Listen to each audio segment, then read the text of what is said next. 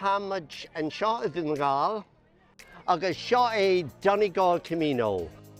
Vi seachttain go hanway go breá again. Béle mór seacht lá siúil ó dí thart Dhún nGall. Tá suair bar an chun Chionn Mhálanna agus a crechnú mórach Sliabh Liag. Tá se le airgead a bhailiú de inad ailse in dhéann na cuairmí ailse go seirbhís ailse.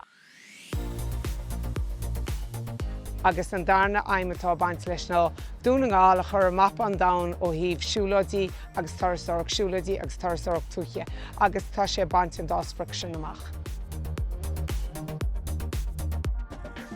Tá an ceadú bliain áfigúil se gáil ó neart go neart agus buíochas mór den bhain a chur tús le seo agus sinní Peggy Stringer. Tá sé andalaí nó ará le Peggy. Daoine ar ghine a bhailú agus a hairte isteach go bhíon de thar siúil aici. Bhí si a caint ar ghorsuas ar an airgead. Tá sé muid le cúigear agus chéadta muid le trúir. An sin thocaí Peggy dheanú ar gháid níos fearr an bhíon dhééisin agus tá dheanú hain agus caiimara go mainim ansáasú ar fadas.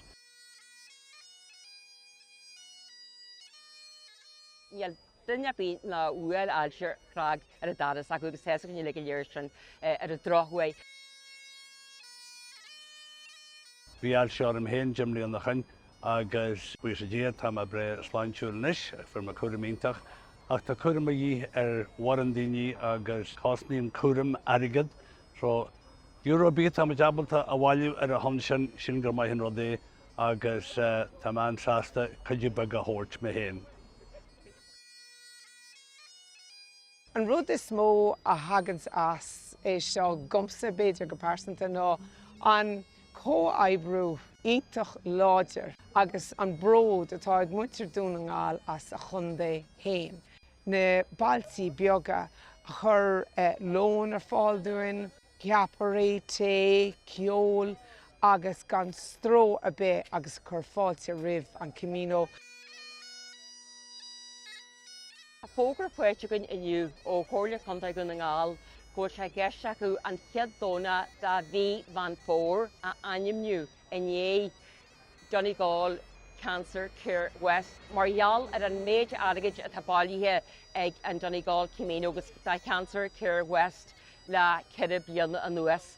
160,000 agus inis tá 9,000 agus an sprioc na 100,000 eile. Well, sin gur ahantas atá an ggóil mit deanú rud iontach mai. Dáilm go dóirid siad an tahantas mar rud fiúntach a bheith sin go léironn beidir an obairínta atá deanta ag Peggy agus ag an éireann ar fad. Fáinne mise tá míon patron agus tá sí fantastic le bheith an seo aniu le gatainine an seo tá siad unbelievable. But is seachttain den ard sco siúladí, raircaní, áilseacht, crack, daoine, cóideas atá déanta chulthirt. An seachttain thart a tú ansáasta le tain mar aon tú lá ná ceithre lá ná chuig lá ná cibí ach síntacha nó déile deanú agus sin go méid Dhún nGall Camino an seo ar fad tamaileada.